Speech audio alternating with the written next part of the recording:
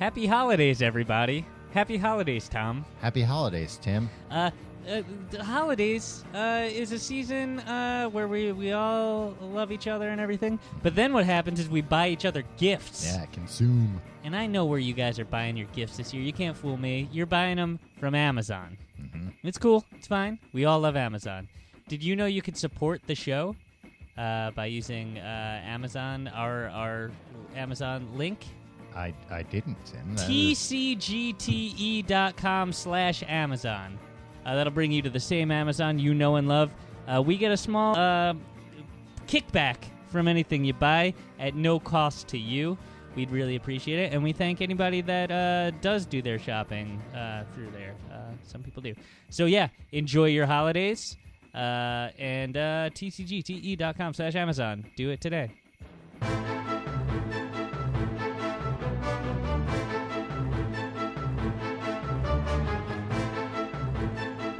Hello and welcome to the Complete Guide to Everything, a podcast about everything. I'm one of your hosts, Tom. I'm Tim. Tim, how you doing this week? Tom, silver bells, it's Christmas time in the city, huh? Not yet. I mean, I guess it is. It's December, my friend. Yeah, that's true. I mean, I was driving around after Thanksgiving with my mom, and she was like... Friend of the show, Tom's mom. She was like, look at all these people setting up Christmas decorations already. And I'm like, well, I mean, it's the day after Thanksgiving. That's fine. Yeah. She's like, it's too early. I was like, oh, I'm not getting any presents this year, am I? People get so angry at the Christmas creep. Who's that? The Grinch. Oh, okay. No, the Christmas people are like, oh, I don't want to hear Christmas music before Thanksgiving. Yeah. It's fine, but like, I don't know. I just feel like people are a little too vocal about it. Like, there's better things to complain about. Well, I always feel like when I hear Christmas music or see Christmas things early, I don't know, then it's not like I come home one day and my house is decorated for Christmas. It's like I go into the local CVS or Duane Reade, and they have like a section that's selling wreaths. Stop selling wrapping paper! Yeah. Stop it! Yeah, I don't... Stop selling red and green wrapping paper! It's too early! You made me feel bad! The only reason... I mean, I think this is it, right? I think the only reason people don't like this... because Christmas is the end of the year, right? Like, it's a week out. Yeah, like, I think this is maybe the first year in my life that... in December, I've thought, oh, at the end of this month, that's it. There's going to be a New Year's Eve, and then New Year's, and then it's going to be 2016. That's it? Like, you don't plan on I never, like... crossing the threshold with the rest of us to 2016? No, like the day before New Year's Eve is always when I'm like, oh, shit. Really? Yeah. Oh, all right. So I think the Christmas creep makes people feel bad because it's like, it reminds them, like, that's the end of the year already, and my dumb life hasn't gotten any better. Right. Because people are always like, 9 times out of 10, that's the case. This is my year. This is my year. I'm gonna hit it. I'm gonna really go for it. Yeah. And no, that you never go for it. You never do anything. No one ever does. Yeah. Excluding like all the grown-ups and stuff out there. I don't know. Presumably. How was your week, Tom? It was pretty good, Tim. My new book came out. Do you want to? No, it's fine. The next book in the metal series. Now it's a book about heavy metal, Tom. It's a book about all kinds of metals, Tim. Okay. Heavy metal, light metal, you name it. Pliable metal. Aluminum is given a whole chapter. Oh, I always like to say aluminium. Aluminium in my vitamins. Now that I've alienated half of our audience. No. No. Far more than half. But I read a thing today that really got my goat. Your book? No. Like an article. Oh, it shouldn't. It has nothing to do with me. But it was just somebody was wrong, and I'd like to bring it up. Oh, now Tom corrects people on the internet. Have you seen Magic Mike or Magic Mike XXL? I have not. Well, apparently... The movie about the dancing men. The Dancing Men. Is starring Channing Tatum, the Dancing Man. So you know what my most retweeted tweet ever was? I know what it is, and it's a great one, Tim. It was, Read it to everyone. Channing Tatum, more like charming, ain't him? Mm-hmm. Yeah, it's a good one. I mean, what did you get, like 3 or 4 RTs on that? Yeah. Yeah, but one of them, President Barack Hussein Obama. Wow. Yeah. So I guess in Magic Mike XXL, there was like a character from the first movie that's not in it. And everybody was like, how come this guy's not in? And he was like one of the other stars. He was called the Kid in the first movie. Was he an actual child? Because I would... No, he was just like, he was the new young buck. Okay. On the dancing scene. And he didn't die at the end of the first one. He No. didn't come back for the He just second didn't one. come back. Okay. So apparently he was on a podcast and told why he wasn't back. And apparently the first movie, he says that there was like a lot of tension, that his reps, like I guess he was known for drama, not dramatic acting, just dramatic bullshit. And they're like, we don't want any drama on the set. So his agent was like, oh, he'll be fine. And then like warned the hell out of him, like, don't you create any drama. And he was like, so I just like sat in the corner and didn't talk to anyone because, I didn't want to create any drama. Well, then they all thought he was aloof and a jerk, which he sounds like he is a big jerk. But then after it was done. Tom, let me stop you right here. What? Have you ever seen either of these No. movies? Okay. Unimportant. But then I read from Vulture. Because Hollywood's such a small bubble after filming, Pettifer, that's his name, is his last name, ended up renting an apartment in New York through Tatum's friend. He left after 4 months due to an allergic reaction, but says he forgot to pay rent when his cousin died unexpectedly. That's when he felt the wrath of Tatum.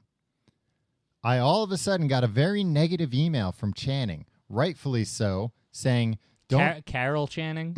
No. Oh, that was another tweet that got some juice. It was Carol Channing Tatum O'Neal. Good one, Tim. That was timely. Look, it got 2 or 3 RTs. One of them from Mittens Romney. So Channing Tatum emailed him and said, don't fuck my friends. You owe money. Pay the fucking money. Don't be a clown. So then, out of spite, because he was so mad, he refused to pay the rent. By the end, I just basically said, fuck them. What is money when life is so much more? And I'm not dealing with this, and I'm not paying. And then he was mad that they didn't bring him on for the second movie. You don't upset Tatum like that. No, but what a bunch of bullshit. I got so mad. Tom, you've been cursing. We're 8 minutes into this episode. You've been cussing up a storm. But the censors are gonna have the network execs are gonna have smoke coming out of. But their what ears. is this guy? 13. I had an allergic reaction, and then I was so upset my cousin died that I forgot to pay rent, and then because you got mad at me, I decided not to pay rent out of spite, and then I'm gonna pull the like, God, I'm sorry, I'm not so materialistic like you guys. He had to pay rent. You have to pay rent. I agree. I don't understand why you're so mad at this man, though. Because he's like, yeah, so then I wasn't in the movie. Of course you're not in the movie. You're a jerk. Channing Tatum was 100% right, like he always is. Tom, no argument from me.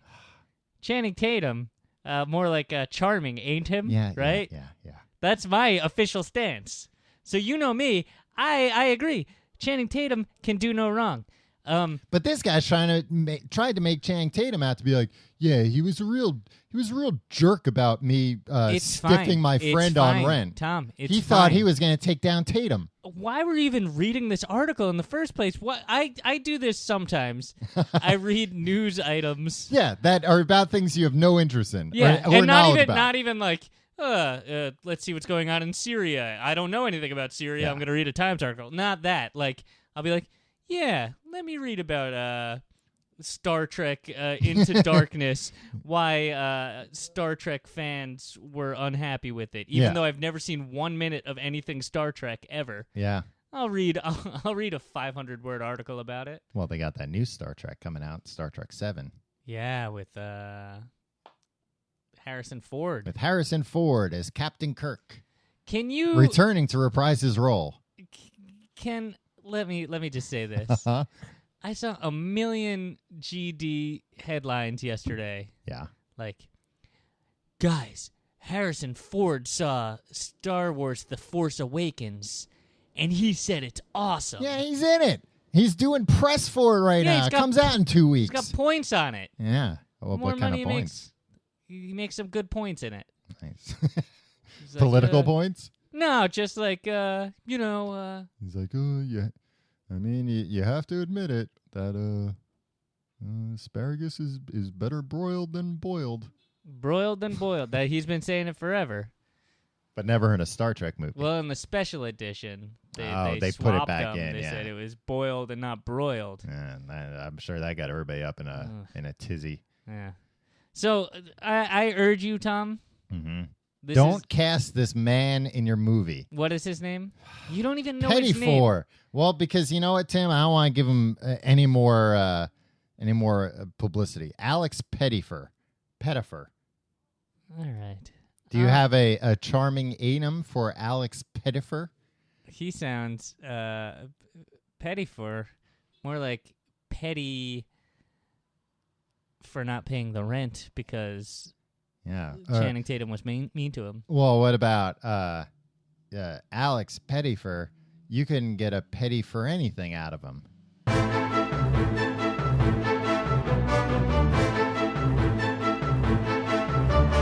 Tom, you take this stuff too personally. It's just, I don't like to see Channing Tatum get upset. We stopped recording. We took our Are we recording again? Yeah, we are. Oh, jeez. We took our traditional 2-hour break before the first segment and the second segment. Had a nice meal. Yeah, and you've just been talking. Yeah. I'm just like, enjoy the steak tartare, Tom. Yeah. Well, I can't when I got all this Your angst blood's inside boiling of me. about this Pettifor guy. Yeah. This Pettifor fella. Yeah. Tom, Mm-hmm. this week, I got a question for you. Okay. What's the deal with stand-up comedy? Oh, I see, because the topic's going to be stand-up comedy. Stand-up comedy. Hey, Tom, what is the deal with stand-up comedy? Tim, it's What is the deal with airplane food? it's a man or a woman gets on a stage, holds a microphone, and tells you what the deal is with stuff. Yeah.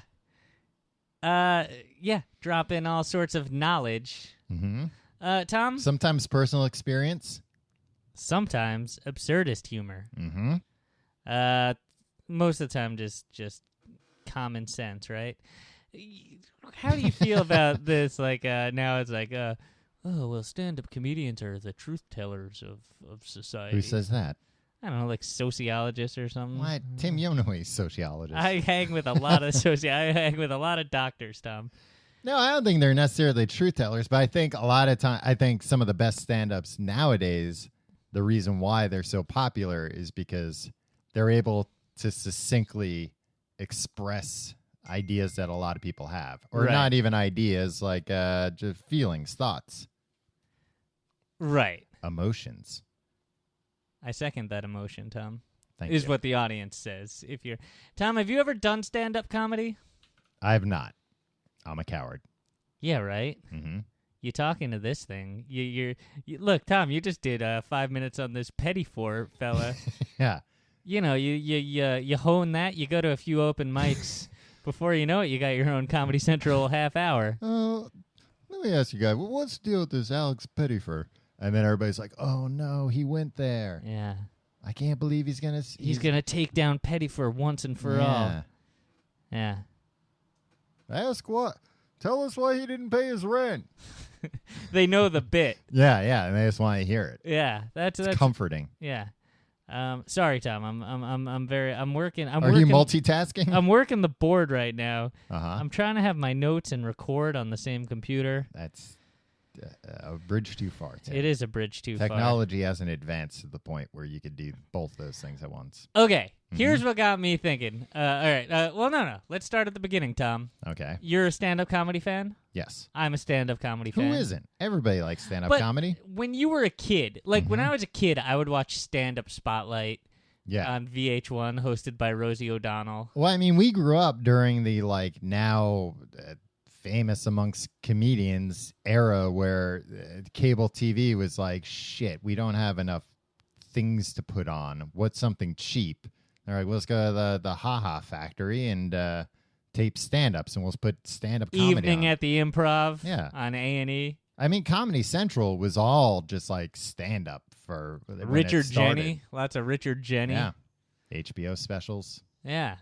So you know what? This new stand-up comedy boom and this like comedy nerd thing, I just kind of feel like, yeah, guys, what are you, a bunch of posers. You know what I mean? Who was posers? People caring about stand-up comedy. People caring about stand-up comedy and the Foo Fighters in 2015.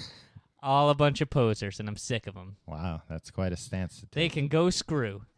No, now everybody knows everybody's business because everybody's done a WTF. Right. No. Yeah. Mark Maron. Yeah. You don't like Mark Maron, do you, Tom? No, I don't dislike him. You know what? I like his show. I think, I don't like him as a person, but I think at this point, like, a lot of that's an act. Right. Or that's a character. Do you feel that stand-up comedians get less funny the more success they have? Like Jerry Seinfeld. Yeah. I mean, that's usually, and I don't know why that is. I wouldn't be able to tell you, like, oh, it's because they don't have as much misery in their life, so they're not as funny. No, they just don't have real experiences. Yeah, I think that's what it is. Like, well, and that's why, like, famously, so many comedians have bits about fucking airplanes because that's what they spend their time doing. Again with the cursing, Tom. They don't have like, oh, I was at the office today, because if they're successful and this is what they're doing, they're not at an office, so they don't have relatable stories. Yeah, but if you're not relatable, then the magic is gone. I recently rewatched all of Seinfeld. Mm-hmm. The first few seasons of Seinfeld are amazing. Yeah, and it's like that's what life is like. They've like actually captured what like modern living is, even though it's like 25 years old now. Mm-hmm. And at the end, it's just like a bunch of rich guys are like trying to remember what it was like to not be multimillionaires. Yeah. They're like, I think one of us got a game show, talk show set one time, I think. Yeah. But it's just like, no, Jerry Seinfeld, you just have a really bad memory. Right. Well, and all of his bits now are probably like, oh, can you believe the 1978 Porsche transmission? Jerry Seinfeld turned into... Am I in first gear? Am I in second gear? I can't tell with this transmission. See, when he was just like a guy that was like observing things, but he was just kind of like the schlubby guy that was around. Like, it's like, the things he's saying are really funny. He still says really funny things, but he's just such an arrogant... Like, he walks around... Like he owns everybody, and then he invented stand-up comedy. Yeah. God, I hate Jerry Seinfeld so much. Yeah, when you pitched this as a topic to me, it was mostly like, I just want to talk about how much I hate Jerry Seinfeld. No, but here's the thing, I love Jerry Seinfeld. Right. And that's why you hate him so much. Yeah, it's just like... Because you know what he used to be, what he could be. No, I just feel like everybody's got a shelf life. Yeah. I would have liked Jerry Seinfeld being like, well, now I'm a billionaire. I'm out of here. Like, you won't hear from me again. Right. I'm just going to go have my, like, impossibly attractive wife, I think. He was dating a teenager at one point. Yeah, we'll get into that for a minute, in a minute. But, so basically you want anyone whose entertainment you enjoy, as soon as they start getting a little less entertaining, to go away and die quietly. Not die quietly, Tom. Jerry Seinfeld, I hope he lives to be 150. I hope he's happy. But you just don't want to know anything about it. Yeah, I don't care. Like, stop being like, oh, yeah, I got an idea. I'll interview comedians, and I'll put it on the internet. Yeah. And then I'll go on all the talk shows and talk about how I'm the first guy who ever thought to interview comedians on the internet. Yeah. And guess what? the best part is going to be we'll just talk about this boring car stuff. And I won't even talk to the comedians. I'll try to engage the other comedian. Well, most will be talking about this car. I'll try to be like, hey, Todd Barry, look at this Porsche. Mm-hmm. And Todd Barry will be like, I don't know, I'm not into cars. Yeah. And so he'll do a voiceover of like, I picked this for Todd Barry because it's a workhorse, and Todd Barry's a workhorse. He's on the road all the time. And it's like, Todd Barry couldn't care less about this. Well, but it's relatable, Tim, because how many of us pick, which car we're going to drive the day, depending on who we're going to see. All right, and then he'll be like, hey, Aziz Ansari. Mm-hmm. He's a young up and coming comedian. I would say he's already come up. Yeah, but this is the way Jerry Seinfeld thinks of him. Oh yeah. And then Aziz Ansari will say something, mm-hmm. and Jerry Seinfeld will be like, he'll look at him and like kind of condescendingly laugh. He'll go like that, ah, yeah, ah, and then point like, you're onto something, son. Yeah. And then he'll be like, you know why that's funny? And then he'll explain the mechanics of the joke that Aziz Ansari just made to him. Like he doesn't know the mechanics. It's like, oh, like the baby accidentally said something funny. Let's explain to the baby why it's funny. And then one day, Aziz Ansari will be able to craft a joke of his own that he didn't make by accident. Don't worry. One day you'll break through that glass ceiling of only playing at Madison Square Garden, and you'll hit the big times. It's just that condescension, and then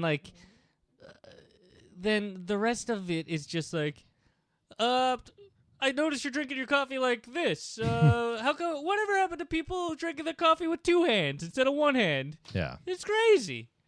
And then do you think when he does comedians in cars getting coffee, that's the only time he leaves the house? No, he goes to luxury boxes at various sporting events. But that's probably like the only time he's like out in the real world, quote unquote. Oh, yeah. Otherwise, he's at luxury boxes, or he's doing shows, or he's at home. Yeah, but honestly, there's he's not even in the real. He's physically in the real world. Right. He hasn't transcended reality. The crew has cleared everybody who hasn't signed a release. Yeah. From the premises. Oh yeah, I'm at a diner. Yeah, but everybody here is a paid background extra now. Yeah. Yeah. But I mean, it's fine. It's fine if that's the life you want to live. He made he posted some video on Twitter during the whole Cronut phase. Of him and his family, sitting on some terrace, some impossibly beautiful terrace overlooking Central Park, where he lives his wonderful life. Yeah, half the time when he's not at his mansion that Billy Joel used to own. Wow, on Long Island. It's BJ's old apartment that his old house that he shared with Christy Brinkley. Man, you can't get much better than that. The Piano Man and the Uptown Girl. Man, if those walls could talk. Yeah. If those walls could play piano. They can. What? Billy Joel taught the walls how to play piano. Oh, man. Yeah, of course he did. So Jerry Seinfeld is eating a cronut and being like, I can't believe people are waiting online for these. Yeah. And it's him and his dirtbag family. They're not dirtbags. They're fine. They're lovely people. Yeah. But the thing is okay, guy. He's not still dating that teenager, is he? Well... I think, she's recently turned 20, so she's no longer a teenager. Okay. No, you want to talk about that real quick? Do you want to finish your cronut thing? Oh, yeah. So he's just, gloating about how, he probably had an assistant go and pick them up. Yeah, he wasn't waiting in line outside that cronut place. I'm sure the assistant didn't even have to wait in line. I'm sure. These are for Mr. Seinfeld? Yeah. And he was just like, I just don't see what he would like to observe them?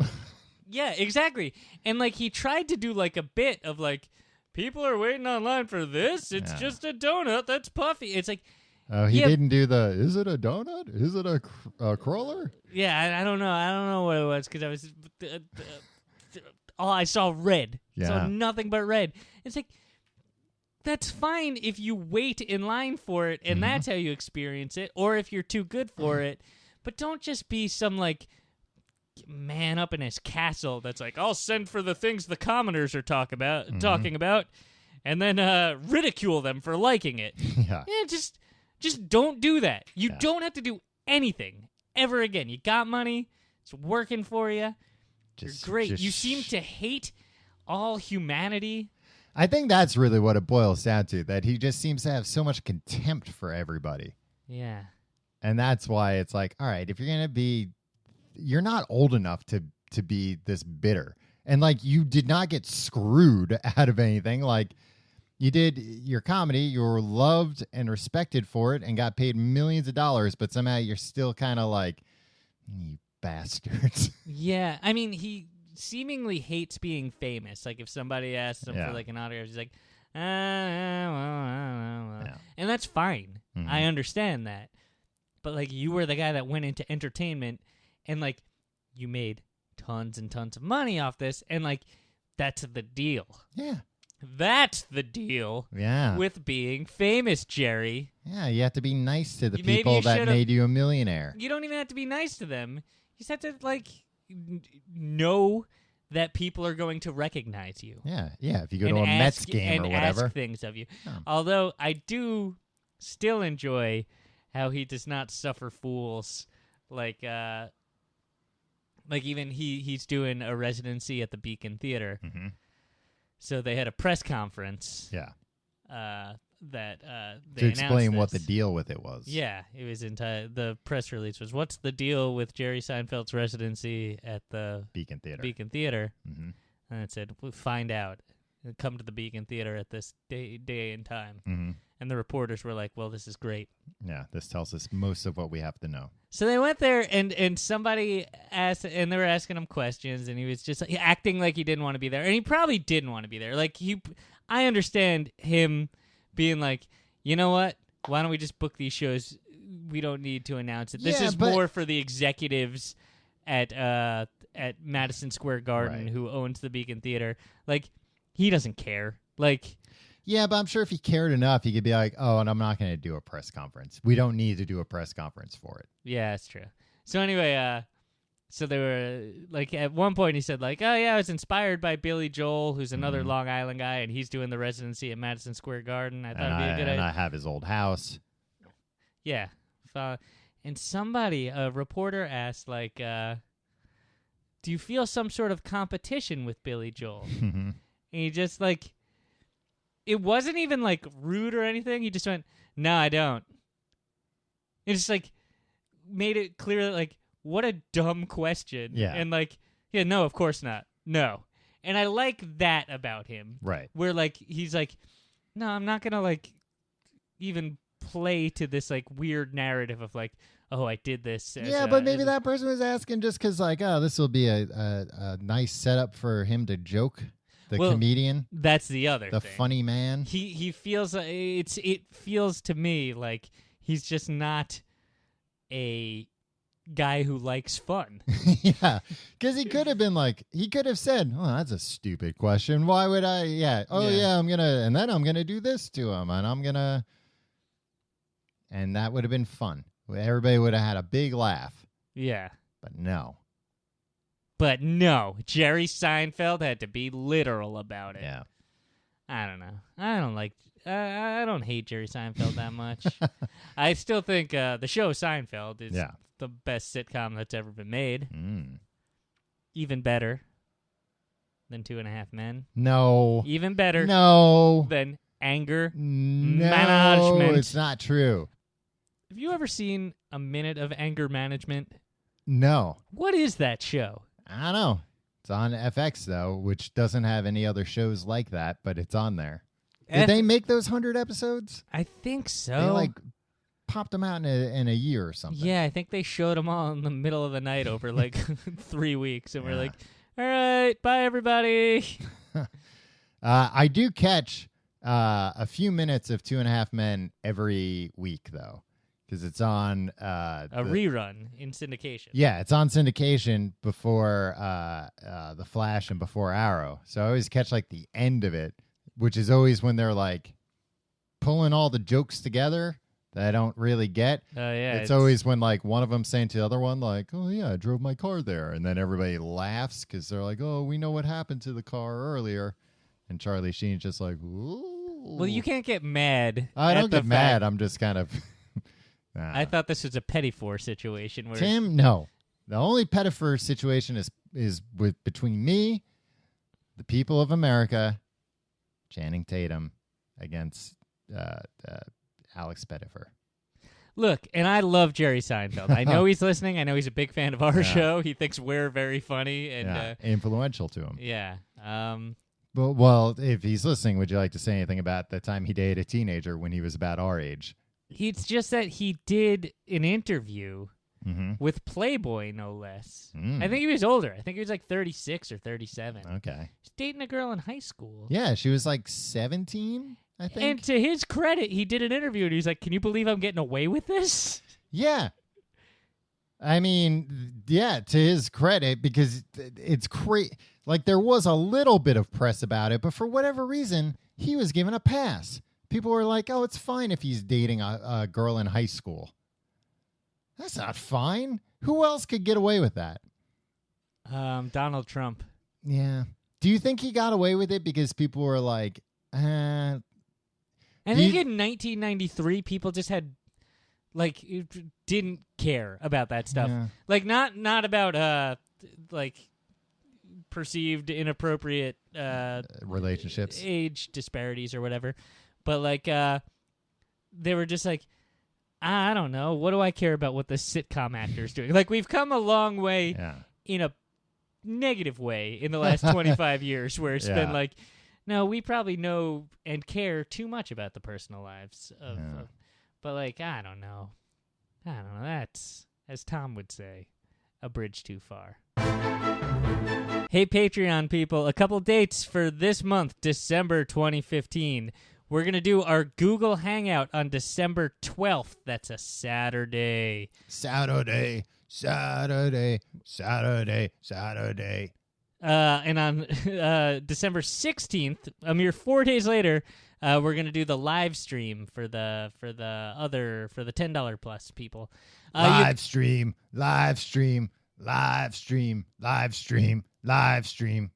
And as always, amazing facts every week on Sunday. If you don't know what we're talking about, these are things. tcgte.com/pledge. Get all the info, and we'll see you on Patreon. All right, but enough about Jerry Seinfeld. We already know what the deal with him is at this point. I like him. His stand-up was really good. Mm-hmm. Tom? Mm-hmm. Who is the first comedian that you remember being into? Like from TV, like stand-up comedian? Yeah. It probably was somebody like Richard Jeni. I remember his Platypus Man special from HBO. Yeah. Love that. Damon Wayans, his comedy, his HBO stand-up special. Love that.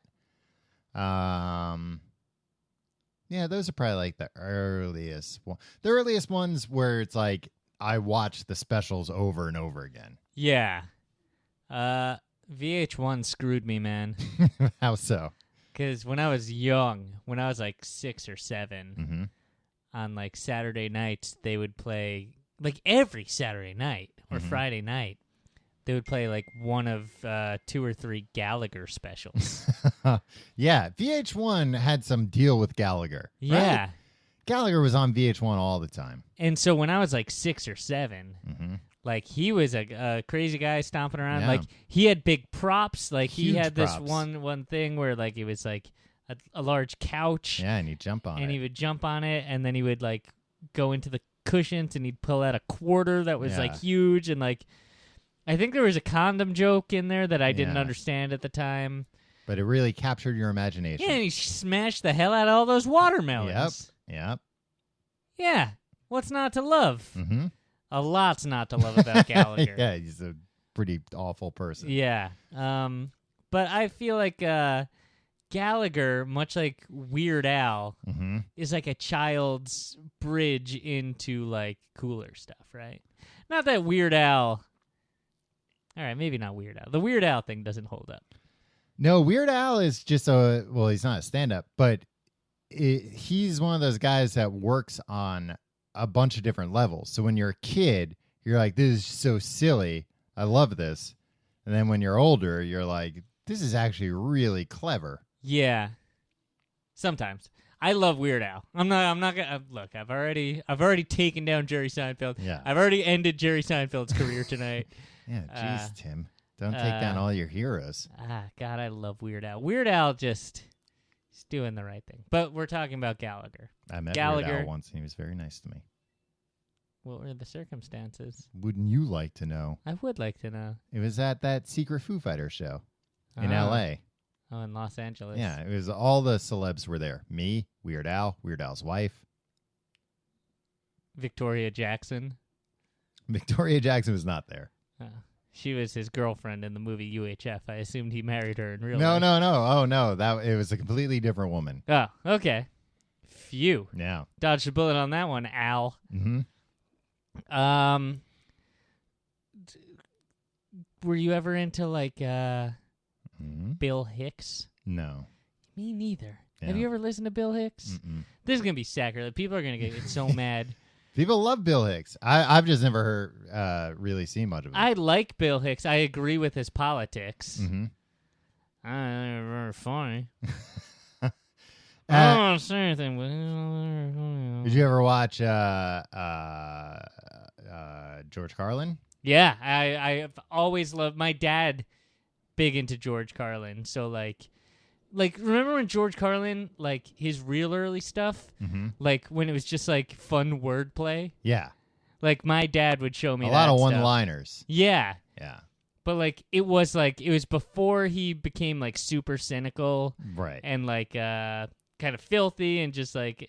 Yeah, towards the offensive. end, his stuff was not very good. I loved it. Really? I Go did back not and like revisit it. It seemed, you know what?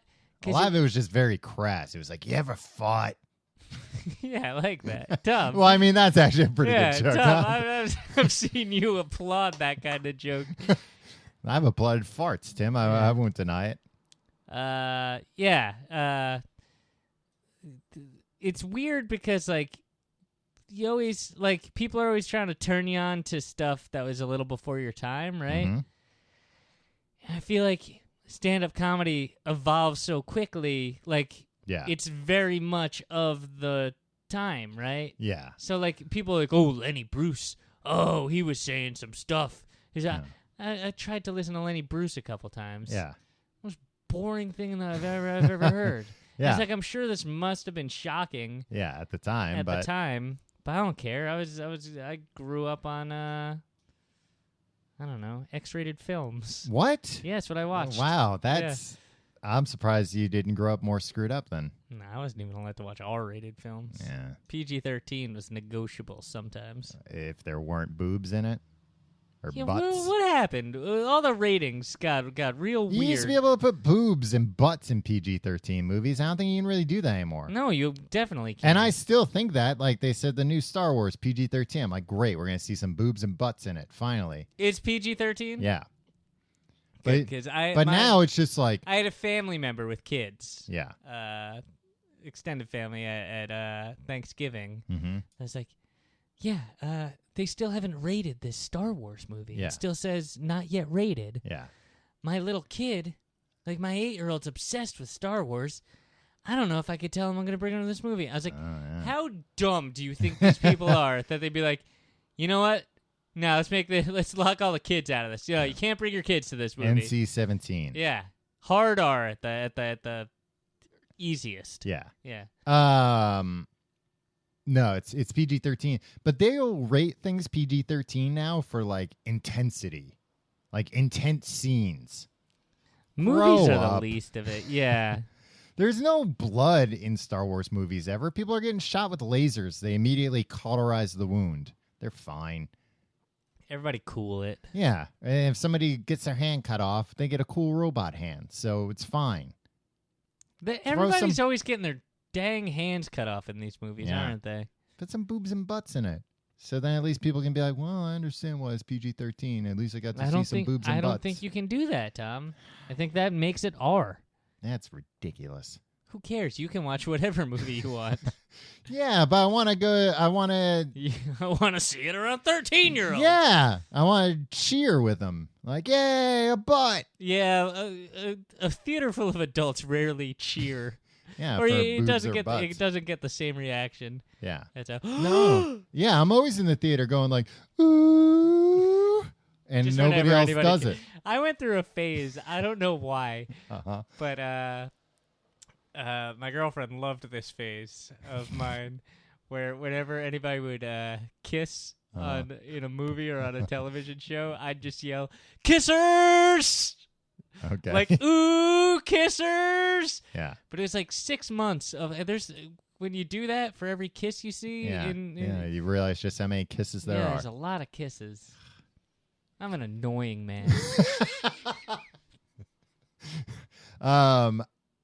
Yeah, I was thinking the other day about how it's crazy to me that as a society, and this is gonna make me sound like a big prude, but how it's like, well, if you're an actor, you get to kiss other people. You like that? No, it's I don't like or dislike it. I just think it's kind of crazy. Yeah, I think that's kind of crazy too. And it's just like, well, it's my job to go on set and kiss and touch other people. I mean, I think it's weirder if like that's the only acting you're doing. Like I think it like for people in the adult entertainment. Right. Then that's weird when it's like, you know, they're married and they're Yeah. But I think Brad Pitt oh well, we saw it. Brad Pitt. yeah, and look what happened. Yeah. So that's The siren song of Jolie. yeah. Called him from the Pitt Aniston household. The Yeah. Aniston Pitts. Mm-hmm. He said, "This is the pits. I'm out of here." Tom, Yeah. yay or nay? Jennifer Aniston As as a person. I'm not saying some crass, gross thing. Right. I feel like if the it's not Howard Stern. yeah. Like Hey, what do you think about yeah, it? no. Generally positive- a yay. She doesn't seem like a mean-spirited person or anything like that. she's hilarious. Go watch those old Friends episodes. Right. She is the funniest person in that cast. Well, I mean, I do know her godfather, so I feel obliged to Who's her godfather? that old teacher, Mr. Savalas. Oh, Telly Savalas' brother. Yeah. We had a substitute teacher in high school. Well, no, Telly Savalas was her godfather. I know her Kojak. I know her godfather's Tom, brother. we are going off the rails here. Tom, Mm-hmm. in 2005, Yes. Comedy Central Mm-hmm. came out with their list Okay. of the 100 best stand-up comedians. Of all time, even Of the all time. future. Yeah, so they knew. Okay. They had some help from God. Okay. God was like, well, stop making funny people.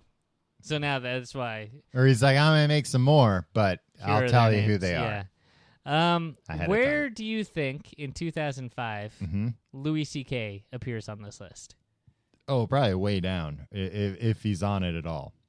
Give me a number. 17. 98. Yeah. If I were Louis C.K., Mm-hmm. I'd rip them right out of the Rolodex these but days.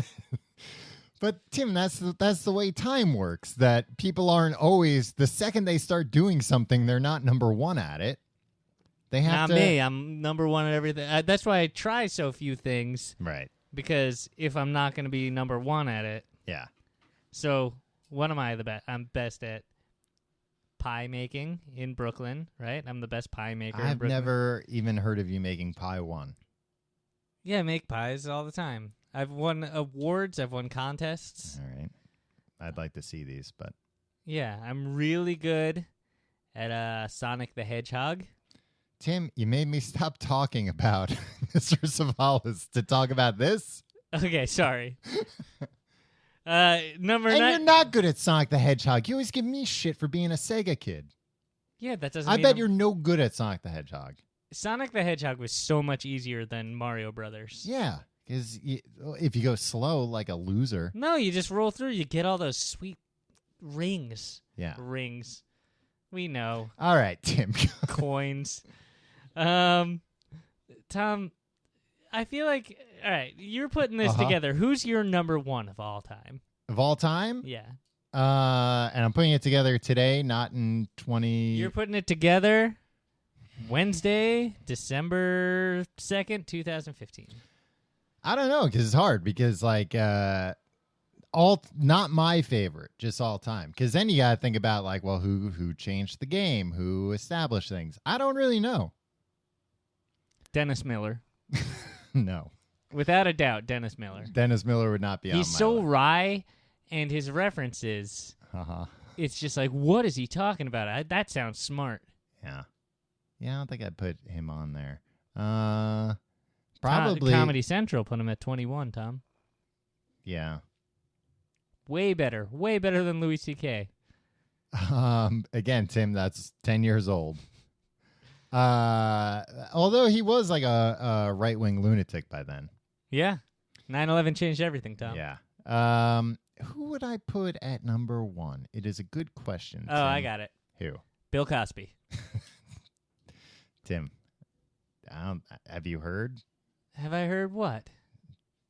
That they made all his records bad now? They made all his records Yeah, bad? his specials aren't good anymore?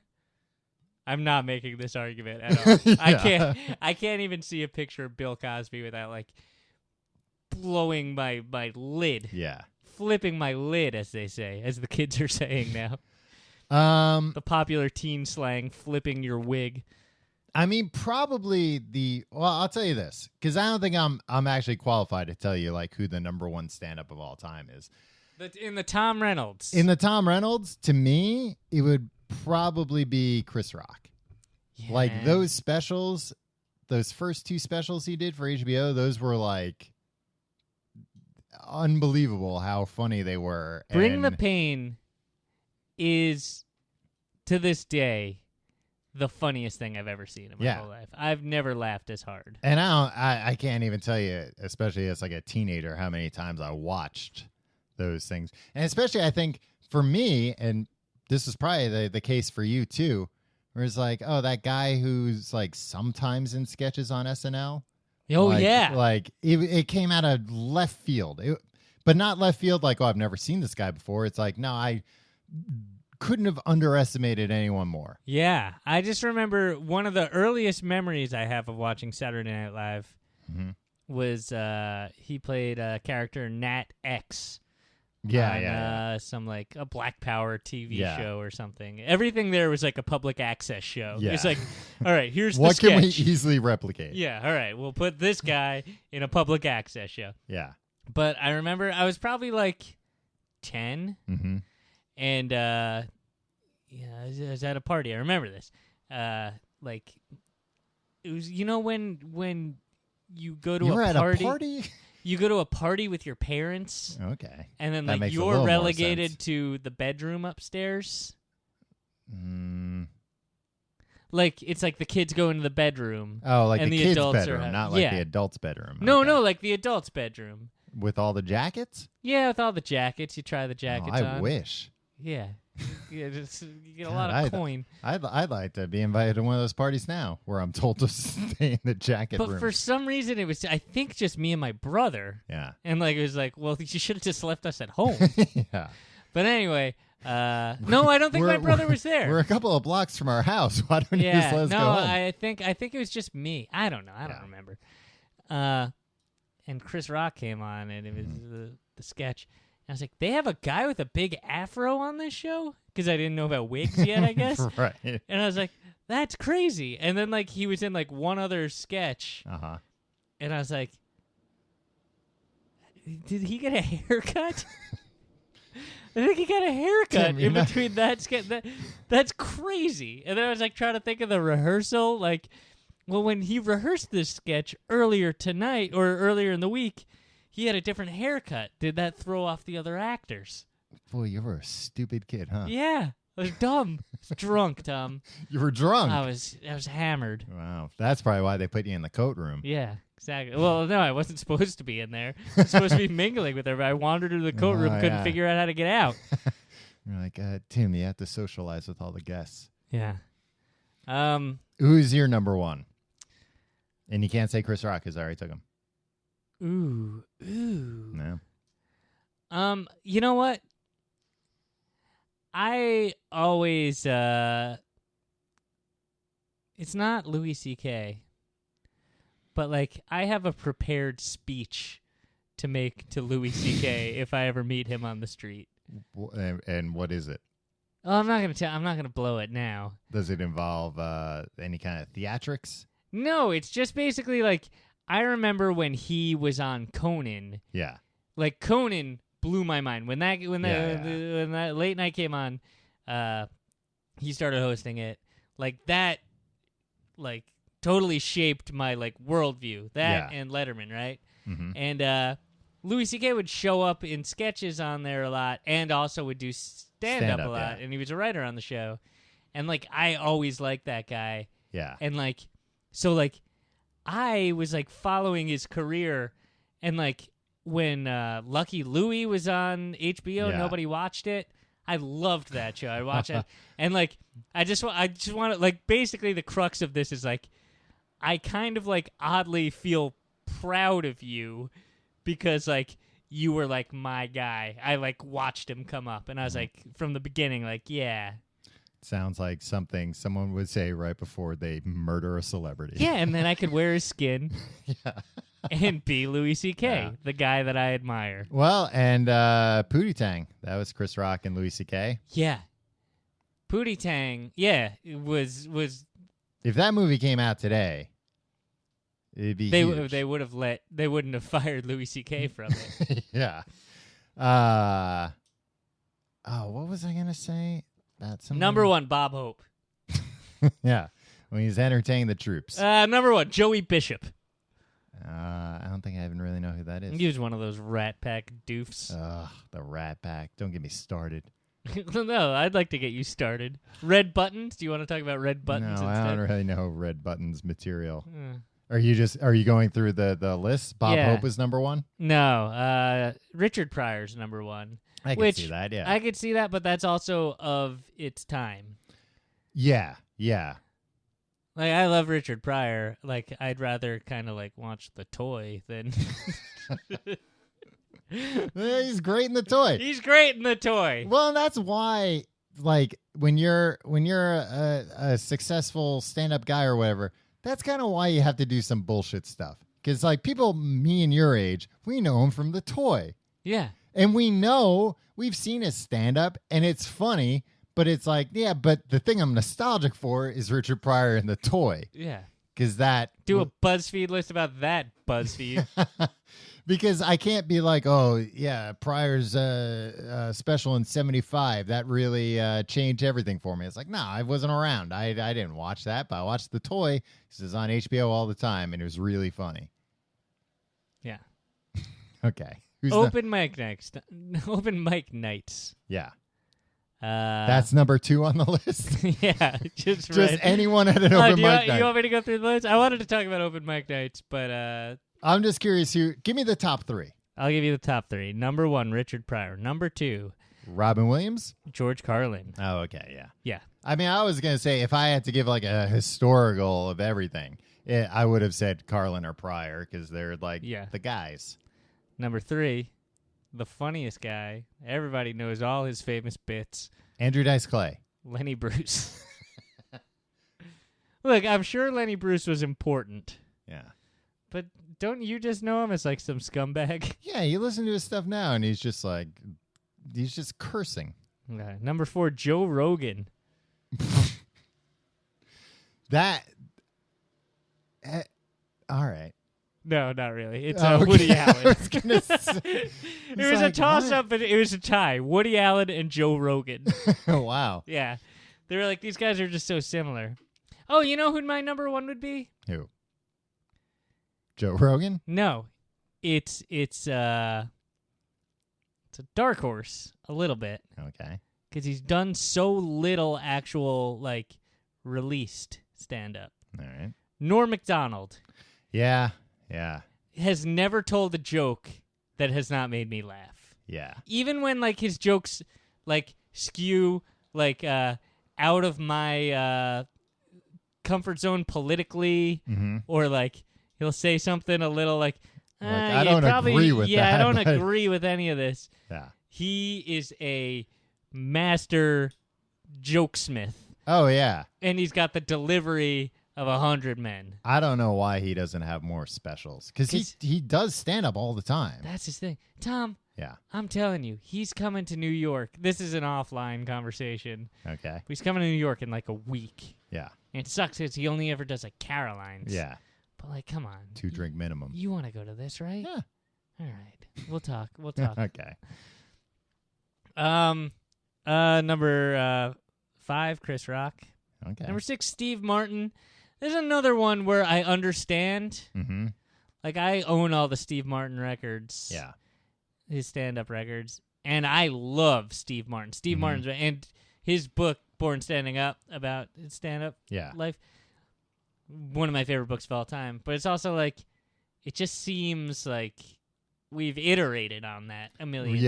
Yeah. You know what I mean? Yeah. I'll do top 10. Number 7, Rodney Dangerfield, who I bet I'd get into Rodney Dangerfield hardcore. I love Rod. And Rodney Dangerfield is a guy that I only know from like Back to School and stuff like that. But man, yeah, he's funny. I like this no respect motif he does. Oh, it's great. His and wife that's just timeless. doesn't respect him. Nobody respects him, Tim. He doesn't Yeah. get any respect. From anybody, No. you say. Oh, it's insane. Number 8, the great Bill Cosby. Man, it's just a bummer. It's a real shame he is a horrible, evil person. You're so right. I don't give him past 2016.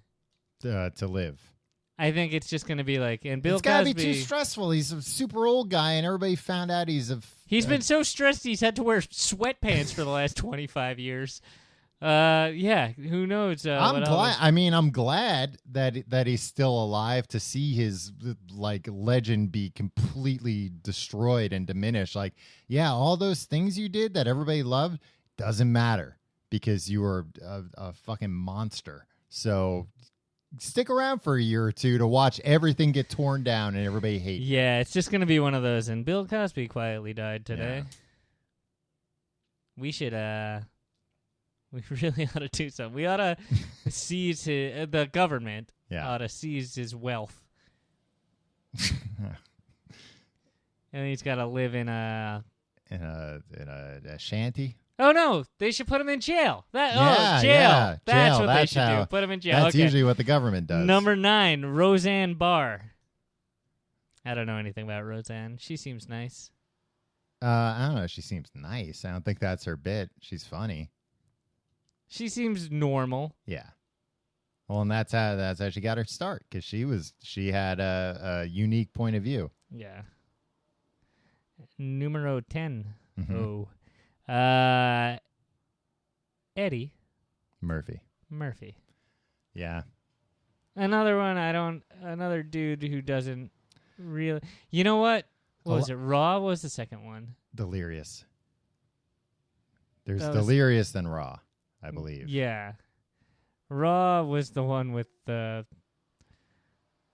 Are there any F words here tonight? Yeah. Don't breathe on me. I don't want to get AIDS. Yeah. Yeah, that's the kind of stuff Yeah. where A it's lot like, of his.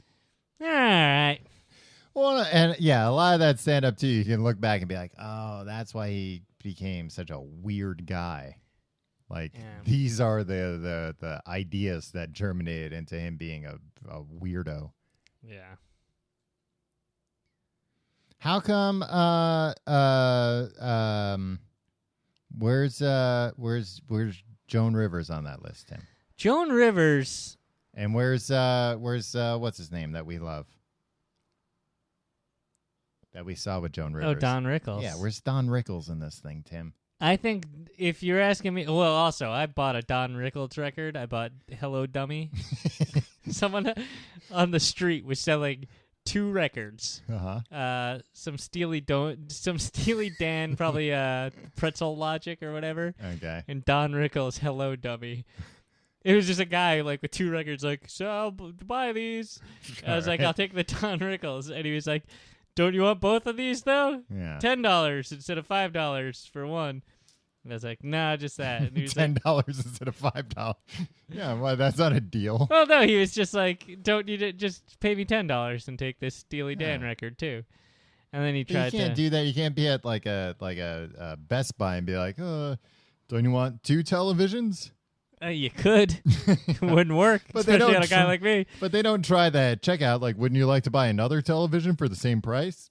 They do stuff like that all the time. They try and sell you the cables and the warranty. Yeah, okay. But they don't ask you if you want another thing for the same price. Yeah, so this Don Rickles record. Uh-huh. Look,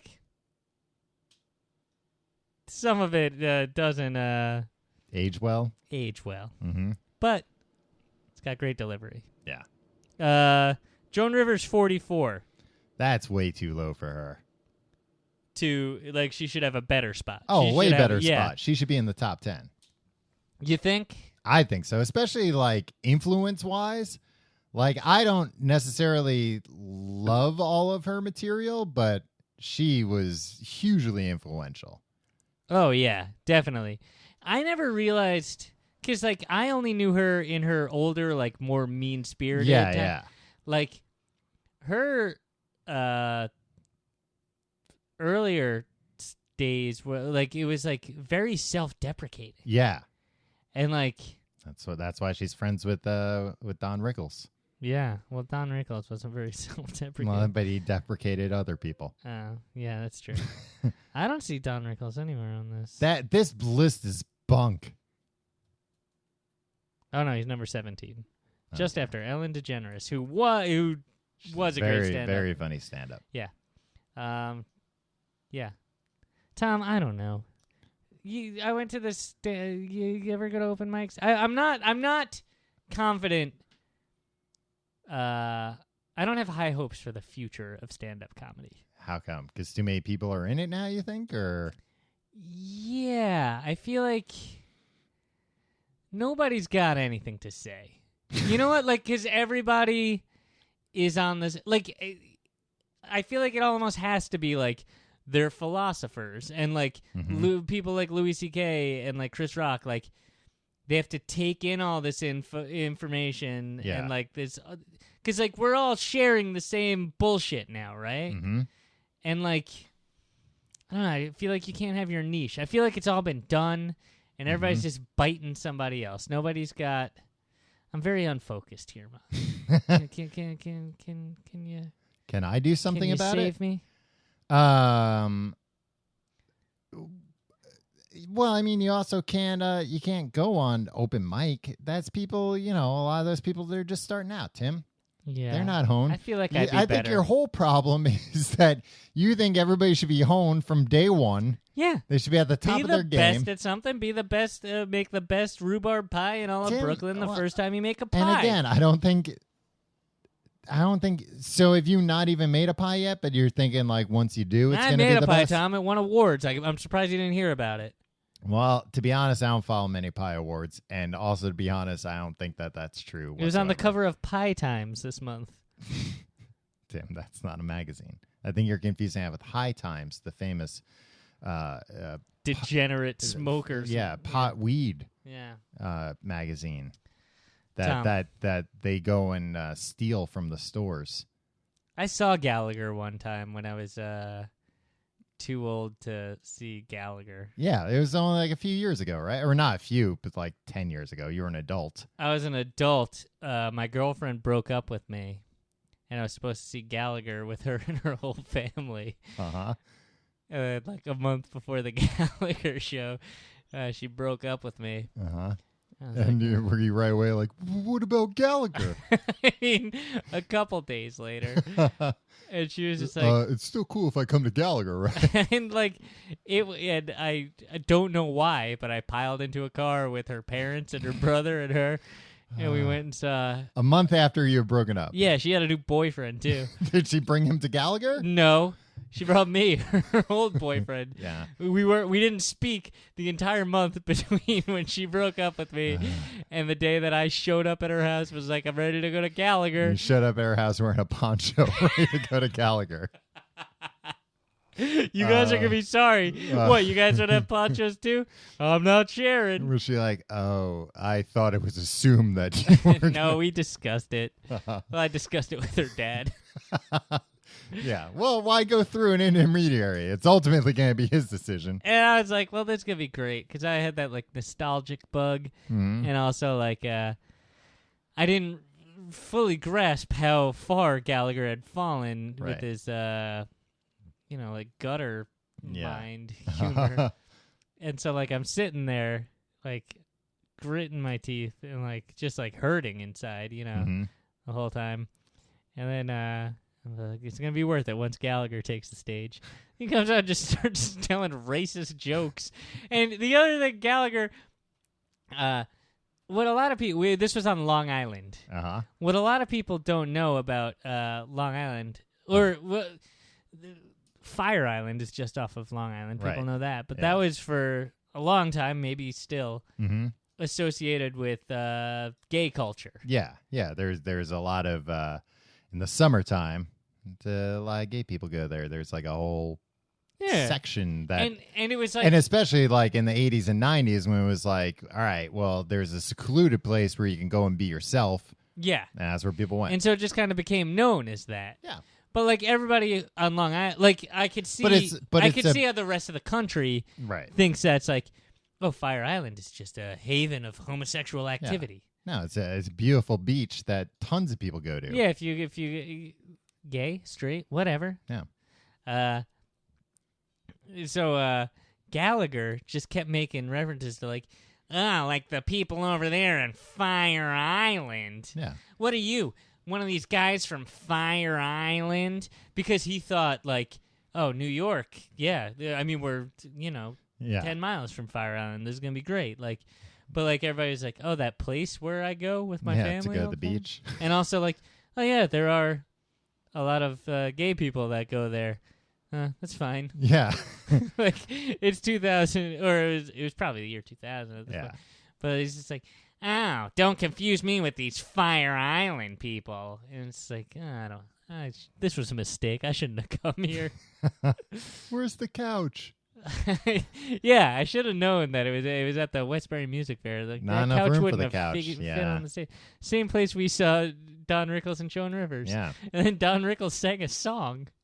He sang a song to the troops. he had a whole... Which there weren't. He had a big band there, and he was singing all these songs for the troops. Yeah, and there weren't noticeable troops there. It's not like there were men in uniform in the front row or anything. I think he thought and we he were was also doing a USO tour. We were the youngest people there by 40 years. Yeah. At least. I could almost guarantee you that there were no active servicemen or women there at all. No. Also, it's they were all fighting wars. Yeah. This was like 2007. Yeah, like they were really in it. Yeah. All right, Tom. Mm-hmm. We've run out of time. Yeah. We've gone way over. What? Oh, man. Yeah, people are paying extra for this, though, so good. Just watch your bank account. The extra money will come rolling in. I can't wait. If you like the show, Get all the information about it at tcgte.com. Mm-hmm. Tom? Yeah. I just want to remind everybody that if you're doing your holiday shopping, tcgte.com/Amazon brings you to the same Amazon that you know and love. With their good prices and fast shipping. Exactly. We get a little kickback at no cost to you, and we would appreciate it. Mm-hmm. And if you do buy stuff, email us or tweet at us, and we'll fave it or read the email. Wow. How could he turn something like that down? I was gonna what say, a deal. I was going to say you'll get a personal thank you, but it's just like, if we forget, I don't want to guarantee something. Right. Under promise, over deliver. Exactly. You'll at least get a fave. Maybe. Maybe we'll read your email. Not on the show, just right. to in our heads. Yeah, we're not going to read. Tom will move his lips because that's how he has to read what he. Well, it's easier. Be our friend on Facebook. Like us on Facebook. Yeah. Facebook.com/complete guide. You can follow me on Twitter and Instagram at YourPalTim. And you can follow me on both of those at Tom Reynolds. And you can follow us on Twitter at Complete Guide. Yeah. Oh, Patreon. Mm-hmm. Oh, we have the Patreon dates. Yes. Maybe we'll put a little thing in the middle of this What does about that those mean? Patreon Okay. dates. But remember those dates from earlier. Remember when we were talking about those dates? Maybe just one of us? Yeah. TCGT.com/pledge. And this week's amazing fact is about games. Yeah. Isn't that fun? Yeah, sure is. That's the point of games. Tom, what was the worst stand-up show you ever went to? Oh, that's a good question. Well, I mean, after that Joan Rivers, Don Rickles show, my girlfriend of almost 5 years broke up with me, like that night on the car ride home, and I think it was the last straw. I remember looking over at you two, and she did not look happy. Yeah, I think. And I was like, why is Tom's girlfriend not happy Yeah, about this insult comic making references that are 30 years before her time? yeah. No, and I think it was the straw that broke the camel's back of like her not finding it amusing whatsoever, and me like tears rolling down my cheeks, gasping for breath the whole night. It's just like this isn't working. So that was pretty bad. I mean, I've been to some like horrible open mics. Yeah, I think those don't even count. Yeah. I don't know. Tom, you and I went to. I've never been to like a big name stand up that I've been like, you know. Yeah. Other than Gallagher, that holds Yeah. true for me. I mean, I've seen people that like, I guess have like a little notoriety at like shows that I'm like, that wasn't very good, but still like it wasn't them headlining. I'm not going to name names, Tim. I'm not looking to make trouble. I don't remember. Yeah. You and I went to a show recently. It was outdoors. Yeah, that stunk. You left early. There were a couple big names on at the end. Mm-hmm. But it was kind of... You know what the thing about stand-up comedy now? What? Becoming really bro-y. Yeah. Like the audience is becoming just a bunch of bros. And this was in Williamsburg. Mm-hmm. But like the last two stand-ups were just basically people of color Mm-hmm. explaining racism to white bros in Williamsburg. Uh-huh. And there were no jokes. It was just like, hey, you guys live in a bubble. Did the audience like it? Yeah. Okay. I don't know. It was just... I thought it was bad comedy, Mm-hmm. but also like race relations 101 also. Yeah. But it also seemed like it was a revelation for everybody else there. Right. Like, huh. So it was still important, Yeah. So I don't fault but it them. wasn't for you. It wasn't for me. I know everything there is to know about race relations. All right, Tom. Did I do all the things? You usually do all the I things. think you did all. You were talking about Reddit. You wanted to do. You said we should be on Reddit more. Yeah. How do we do this? I think it's reddit.com/r/TCGT. Okay. the Let's subreddit. start. A thread. Yeah. I don't know how to Reddit, Jesus, Tom. Grandpa. Yeah, I don't know how to Reddit. I'm gonna learn, and I urge all of you Mm-hmm. to learn along with me, unless you already know. What? All All right. right. We'll see you next week.